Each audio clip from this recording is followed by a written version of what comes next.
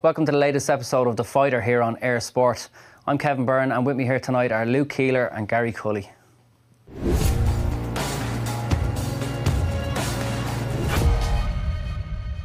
Okay, Luke and Gary, it's good to have you here on the latest episode of The Fighter. Welcome to the show. Luke, you've got a big month coming up. You're preparing for a rematch with Conrad Cummings, and Gary, you're going to be on his undercard up at the Ulster Hall in Belfast. Exciting couple of weeks in camp for you. Yeah, six weeks. 6 weeks out now, yeah. So, camp's going well, yeah. I had a good Christmas break. I had a fight just after Christmas, or just before Christmas. So, I had a break and we went back straight in. Some general prep at the start of the year, and both of us are doing camp together now. So it's good to have a day together, yeah, where we can both work together and we're on the same show. So it'd be a big night for us both, yeah. Yeah, it probably helps to be able to gain the momentum in your training camp and taper down at the same time as someone who's fighting on the same night. Yeah, it's a bit awkward when you've a week or two difference, or Luke was fighting in Windsor Park and I wasn't on the show, but I'm still trying to get him ready, but I've no motivation I've no fight motivated for, so it's good when we've the same day, we're seeing each other improve and we're sparring together. So yeah. Is he a tough man to train with, Luke? Tough man, yeah. Tough man. I'm doing skill sparring and tic-tac stuff from him, and he's a sharp lightweight, 6'2", so it's a headache, but it's bringing me on great, you know, and that intensity.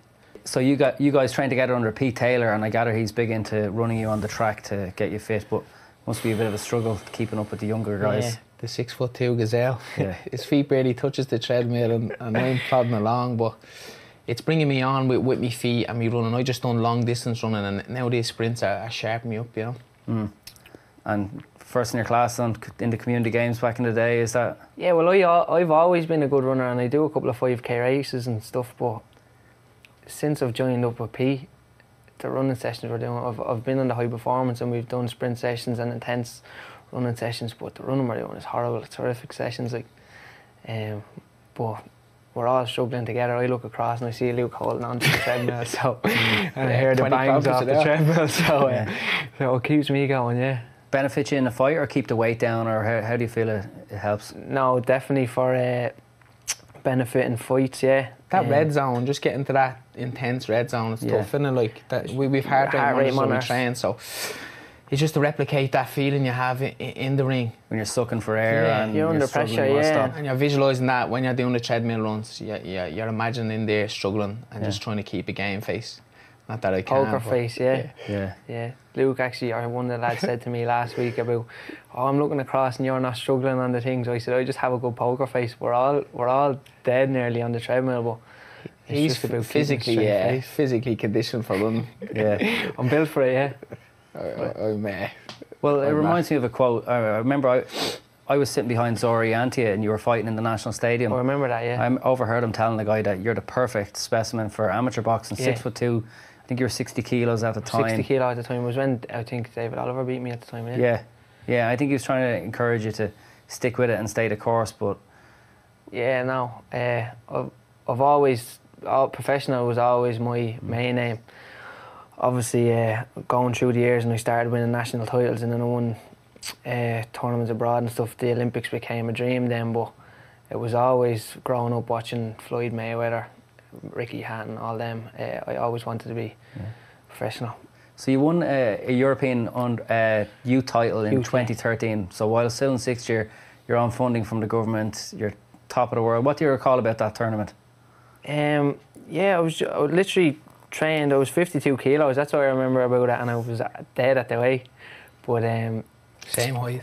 Same height as I am now. Yeah, not far off. But I just remember just kept telling myself throughout school, and I was making weight throughout school, studying for me leaving certain stuff, and just saying, this was the commitment I took more than boxing prioritised with me over school, you know. And I was going out to that championships to win them. But I came home and I think I was the first since Jason Quigley, only the second ever youth to win a gold medal. But and I remember getting home to me, I got home to my house and I was asleep in the car on the way home, and I was saying there better not be anyone near my house to congratulate me. All this, because I was flying to Spain the next morning. I was expected to go over and win that tournament, so I went over, won it, and was coming home just normal. And we turned the corner in my estate, and the whole road was out, and there was banners and all this. And Yeah. I was like, I didn't like it back then, but yeah, I went over to win it, and got best boxer as well, out of 222 boxers. Yeah, out of the 10 weights, I got best boxer. So I had 5 fights over there in 5 days. I beat Azerbaijan, Russia, and I beat a Belarusian guy who Mick Conlon fought in the Olympics, the Olympic quarter-final, or no, maybe beforehand. But Dmitry Zaharov or something, he was good as well. So I had a good week over there. And you're saying it's part of an Irish team. You had this mentality that you weren't going there to party or to... You couldn't believe it when a teammate mentioned that, you know, who do you think you're going to lose to? Yeah, I was telling you that downstairs. We were... no names. We were going... I won't say a name, no, but we were going to... There was a team of 10 of us going out, like, and we were going to... it was the day before we flew out to Rotterdam for the championships. And one of the guys, we were going up to Sundrive Park for our last track session and said something about going partying. Rotterdam's a good party spot when we all get beaten or something. And I kind of was leading the pack and I looked behind, what do you mean when we get beaten? And he says, well, when we all get beaten, we'll go out and blah, blah. He said, none of us are going over here to get beaten. And it was first 17 and 18, it was that year, and I was a 17-year-old. And this was coming from an 18, the older year. And I was looking at him going, we're not going out here to lose. And yeah, I kind of stuck. I stayed in the room with Kurt Walker over there because Kurt was grounded and knew what he was going out there for. But back then, a lot of lads on U teams were just going for the trip, and it's hard to, when you're that age, I suppose, be focused well. But I was always focused on going out there for business rather than to have fun, you know. Yeah. Luke, all business. You went to college young instead of joining up with the Irish high performance teams, and I suppose your way was barred by the likes of Darren O'Neill, Jason Quigley as well. You found yourself in college, became a structural engineer, and how did you end up coming back to pro boxing? Well, I always competed at a couple of losses to Jason Quigley in the amateurs, close, but you can't really compete when you're only training for, like, in the evening times, or you might take a couple of weeks off work, you know, coming up the championship. So I went on. I was always interested in the pros. I went on to turn pro, but it was the same. I finished college, got my degree, and was working full time. So it was only last year when I joined up with P, I got surgery on my shoulder, and I decided it was either retire from boxing or commit fully. And the changes in that year has been, like, drastic, you know, under P as well. Yeah, a lot of sane people would say, well, this guy's got a college degree, good job, a lot of future prospects. Why are you choosing to get punched in the face for a living? What is it that motivates you to get in the ring and do it? I asked that after the running sessions you're talking about, you know. I ask asked every myself single day. Thinking about retirement, but no, look, it's something. What I always said was, I don't have regrets to say, look, you never gave it everything. Like a lot of people say, I could have done this, or I just wanted to give myself the best chance, and I got surgery on my shoulder, and I've done that now, training twice a day, fully committed for the first time. It took me till 30 years of age to actually make that jump and that commitment. Yeah. But I've done it now, and there's no looking back. Like, Gary, what does Luke offer in camp? Is he a bit of a leader in camp, or is he just one of the lads? What do you get from him? Yeah, he's more experienced, a lot more experience than I have. Every up and down as well. He's like my dad, like you said, I suppose, isn't he? He's like my dad, like you said. No, well, I mean, you've experienced every up and down in professional boxing at this stage. Himself and Pete set me down and offered me a lot of advice on women and stuff.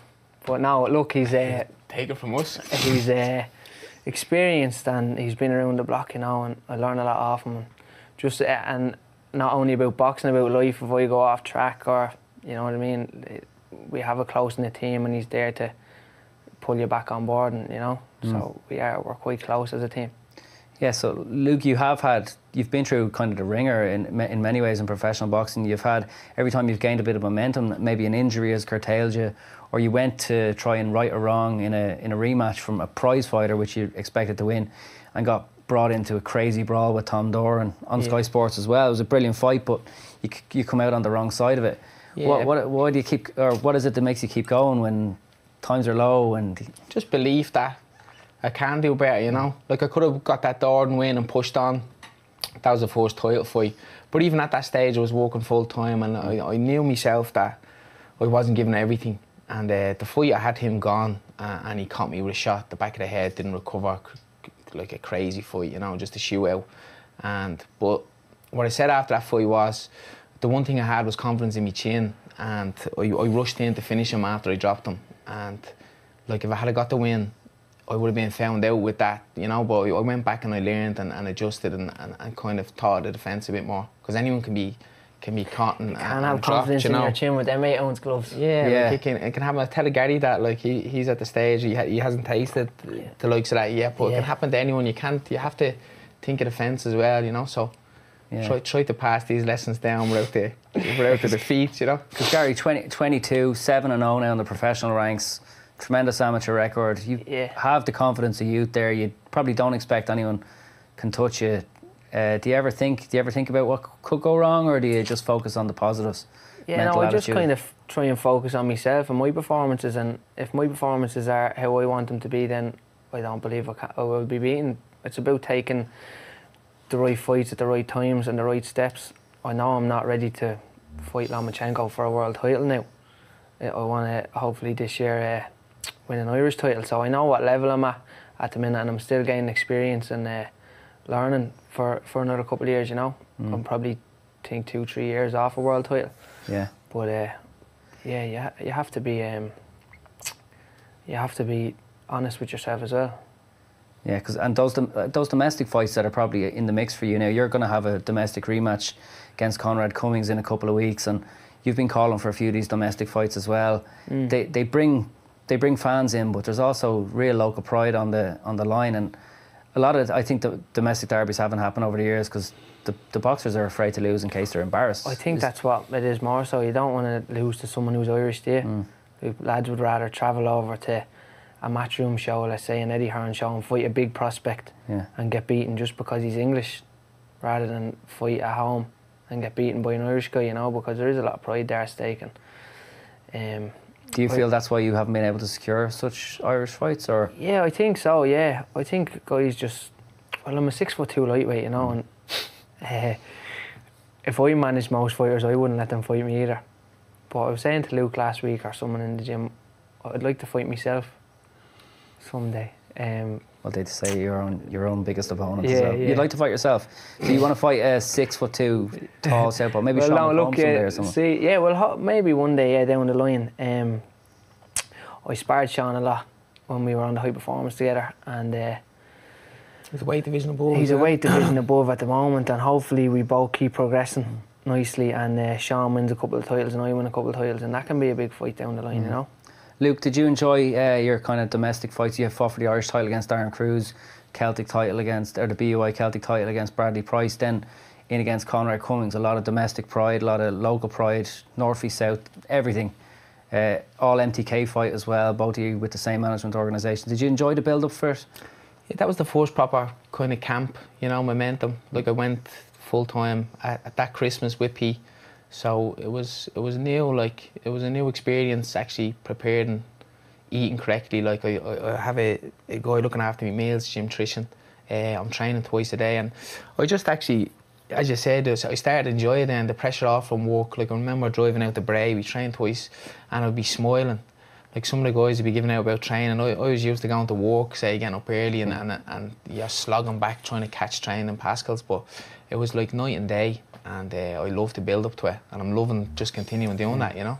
Was it a wrench to leave behind the kind of gym family you left at Celtic Warriors, because you're very close with Spike and Stephen Ormond and the rest of the lads, I'm sure, was it?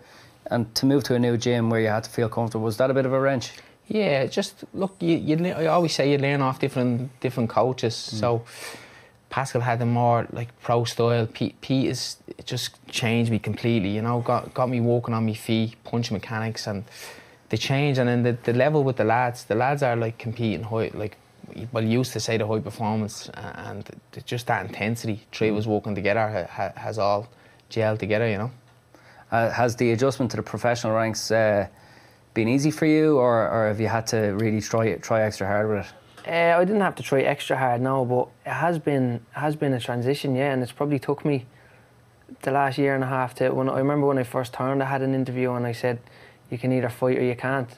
But I realised then after I turned that wasn't the case.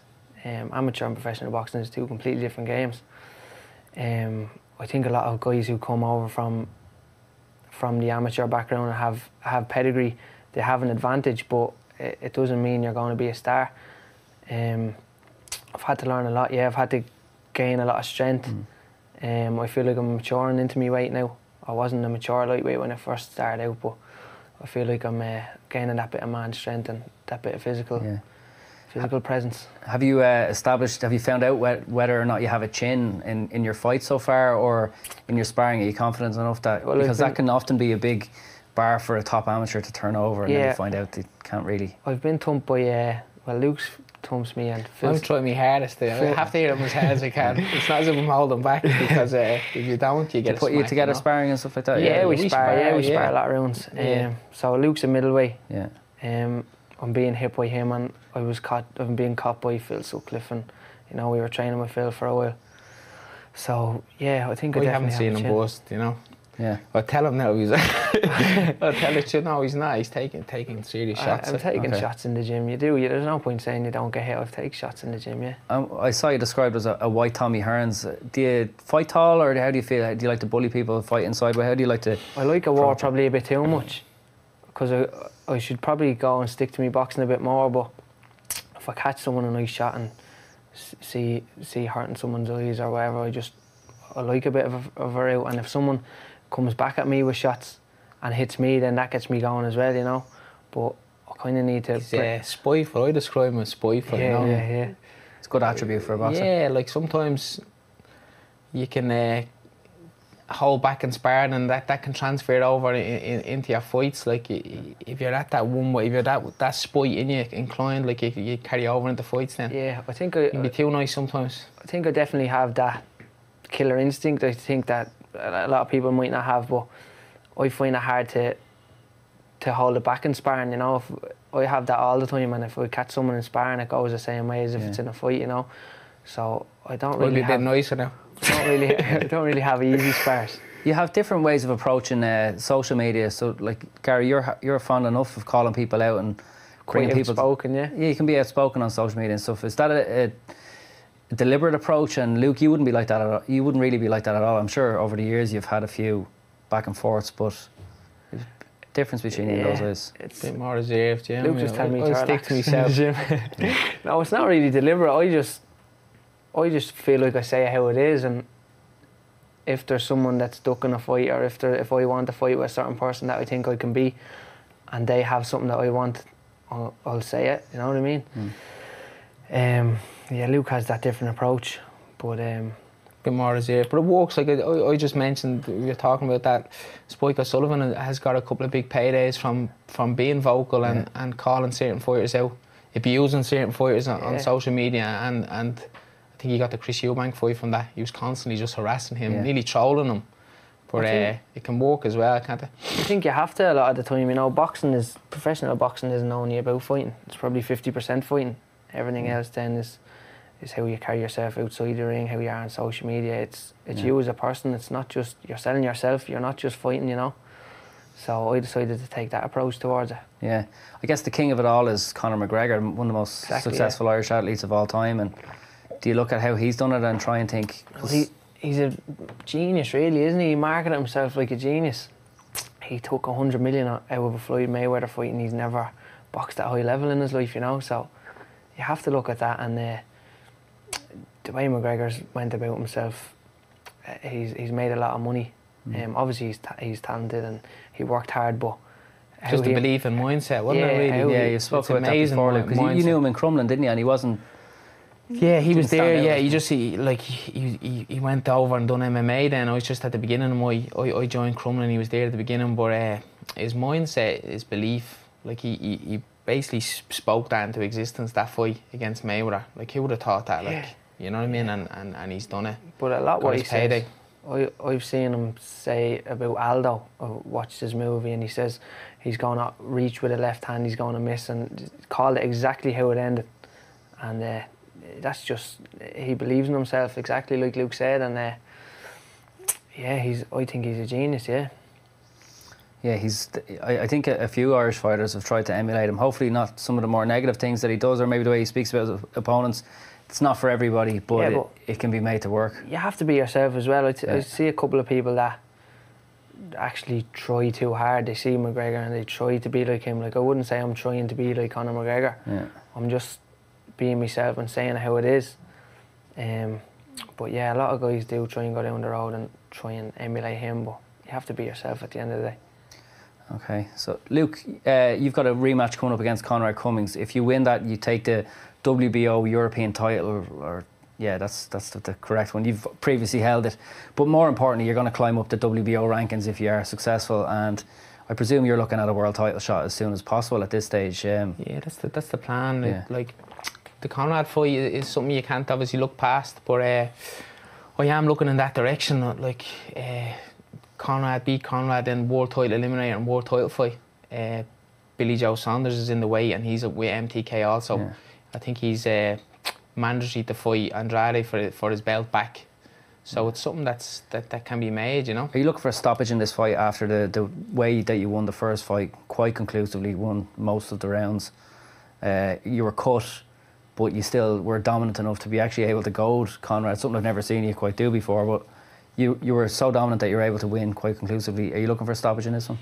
I won't look. You can't look for a stoppage, but it's something that, like, I had problems with my shoulder after the surgery, and I had problems with my hands, and this camp is going. I'm dropping guys in sparring. It's something that could come, and it's something that I'm working on, sustaining pressure. Like, it's the full year as a pro has changed me completely, and if the stoppage comes, it comes, and we push on, you know.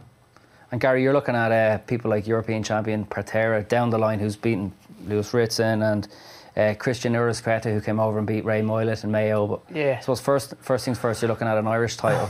Luke, do you think he can fulfil all of these ambitions that he's got? Yeah, I think he can go all the way. I say it to everyone. I joke with him that when I retire, I'm gonna stay by his side. You know, keep going with the big nights, hold the belts. Yeah. But he's that level, like. So it's just when they come, take it easy as well. Like as he spoke about, there's no point in jumping in and getting a setback. But I think it's there. You can rush as well, can't you? Yeah. And you need to be grounded and know the level you're at. Yeah. Keep gaining experience. I just want to progress nicely, and I'll know when the time is right, you know. Yeah, because it's obviously an ambitious list. If you get to become Irish champion and European champion in the next couple of years, you've stated when you turn professional that you want to be known as one of the best Irish fighters of all time. Yeah. Good goals to have. You still on course to do such things? I think so, yeah. I've just turned 23, so I'm 7-0.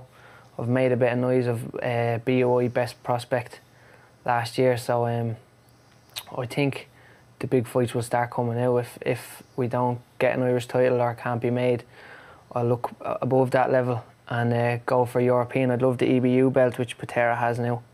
He beat Ritson, so maybe along the lines a Ritson fight might be a good tester for me. Yeah.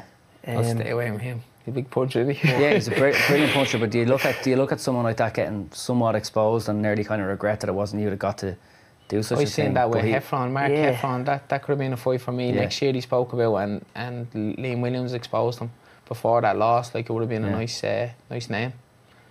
I think if you stand and have a shootout with Ritson, you're fighting his fight, aren't you? And you probably will be knocked out. But I think I have the right style to beat guys like that.